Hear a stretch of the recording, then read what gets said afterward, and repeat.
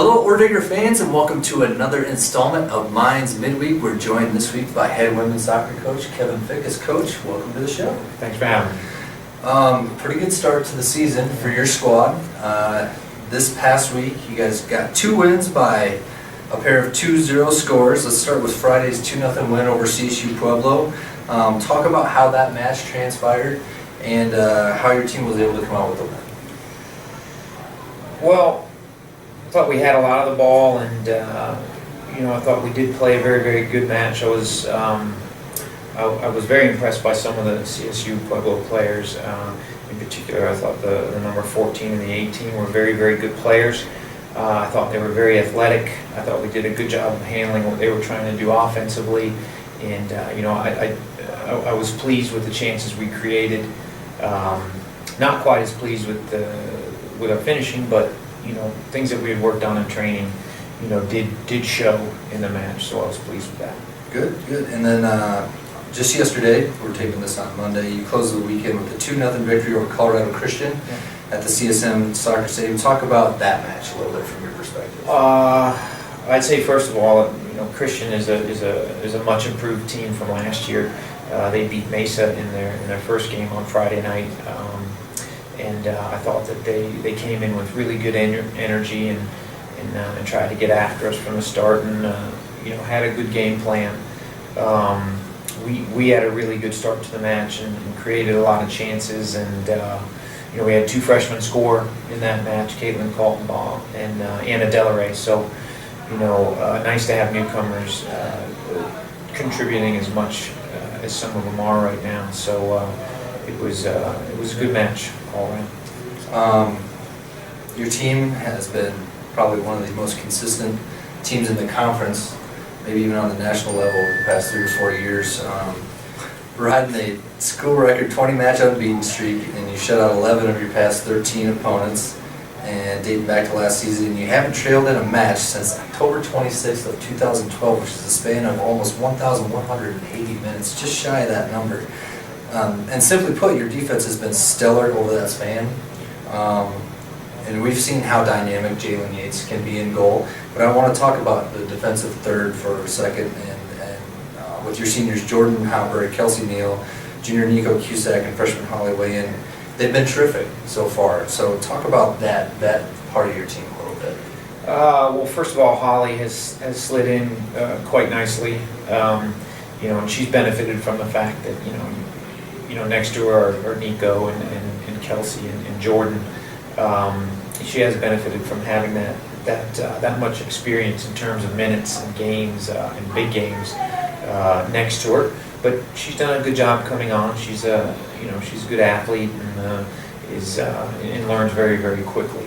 So that's been really important for us. I think it's also worth mentioning that Carrie Smith has come in particular yesterday, came in as a left back for us against Christian. I thought she did a really, really good job when Holly had to come out for blood. She got popped in the face, so she had a bloody nose, so she had to come out. So Carrie did a good job stepping in. Nico and Kelsey have been a very, very good center back tandem now for moving into their 3rd year here. Their experience is priceless, and they're both very, very courageous. They will head the ball, they will tackle, and they're tireless workers. I can't really say enough about Jordan Hopper. All of them have always done what we've asked them to do. They're Jordan Hopper, Kelsey, and Nico are, they had Aubrey Bagley on the left last year, and we've already talked about Holly having come in and been a good replacement for Aubrey thus far. But those 3 have been a well-coached and a well-oiled unit now for quite some time. And Jordan Hopper's really doing a good job of joining in the attack and getting forward and putting in good crosses. And I'm amazed at how much ground she can cover from Friday through Sunday. We talked briefly about Hopper and Neal, and I want to talk about the leadership those 2 bring, as well as your other 2 seniors, Bree Archuleta and Anna Evans. This group has been a part of some tremendous teams over the past 3 years, and so talk about those 4 taking on bigger leadership roles this season. Yeah, they've really stepped up. I guess the best thing about all of them is they're very, very good leaders by example. If you want to know, if you're a younger player and you want to know how to play, or what attitude to bring to training, or what attitude to bring to a match, typically you can look at those guys, you can look at those four, and you know, if you say to yourself, well, I'm going to model myself upon that player's behavior on and off the field, and you know, especially on the field, in practice and in matches, you know, you can't really go that far wrong. Definitely. It's just been tremendous, and I'm sure working with them on a day-to-day basis has been great for you also. Last year's squad, very upperclassmen laden. This year, you still have your upperclassmen. You just talked about your 4 seniors, and you got some juniors on the squad, but you got a group of rookies that are playing some major roles for your squad. And I want to talk about Caitlin Colton-By, Anna Delaray, Carrie Smith, Holly Wayne, and Jacqueline Knott, the roles that they've played so far this season for your squad. Well, we've already talked about Holly, and I do think she has a lot of potential. She's not just a good player; she's a very good athlete. And the things that she is needed to get better at, she's already doing. Jacqueline Knott obviously scored 2 goals in her first weekend of collegiate soccer, both on headers, and you know, she's quite a specimen. She claims she's 5'10". I think she's more like 6 feet tall. So maybe we could get a clarification on that at some point. But you know, she's a hard worker and someone that we like to insert into matches. You know, as a substitute, she does she does a good job. She's got good pace, and you know, she's a lot more technical with the ball than you think she is. She's just so tall that, you know, it doesn't always look right, but she makes it work. And Carrie Smith can play on either the right or the left side as a back or an outside midfielder. So she's very versatile. Comes from a very good club background with Carmel. Anna Delaray is an interesting story. She's from Flathead. From Kalispell, Montana. Sorry, Anna. But she's she's got really good pace. She's a fighter. She shoots the ball well with either foot. And you know, she's courageous, and she's also a very hard worker. She'll cover a lot of ground.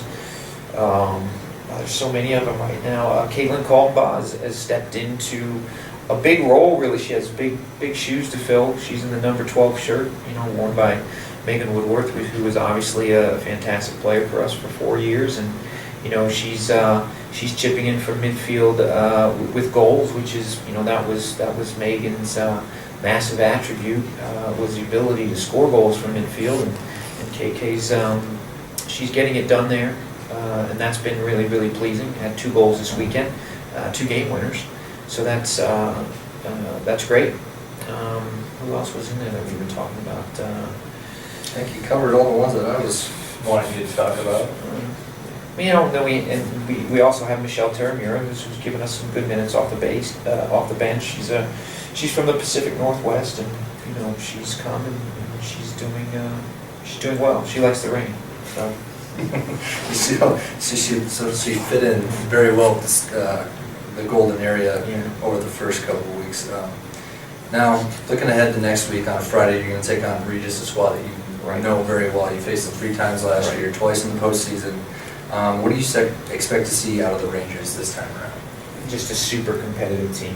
You know,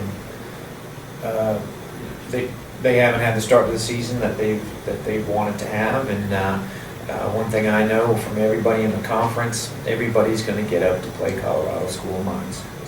It's just a fact. Mm-hmm. So I believe that. You know, all conference matches are very, very difficult anyway. But you know, this is an in-town rival, so it's going to be a tough match. It's going to be a good one to be at Friday night.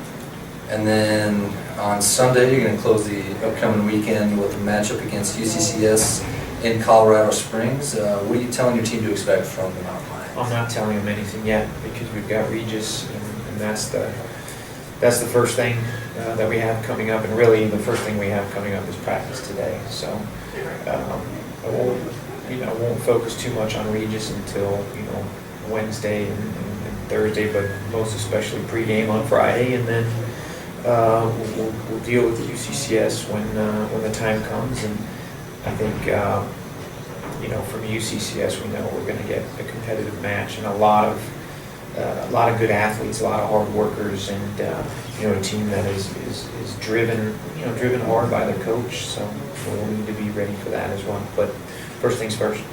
Right. Well, fans, that's all the time we have for this week. But just a reminder before we let you go, the Order is going to close out the current homestand on Friday with a 7:30 p.m. against matchup against Regis right here in Golden. So be sure to come out to CSM Soccer Stadium for that. And then the squad is going to head out on the road Sunday for a matchup with UCCS at 11 a.m. in Colorado Springs. Again, that's all the time we have for this week. We'll see you next time.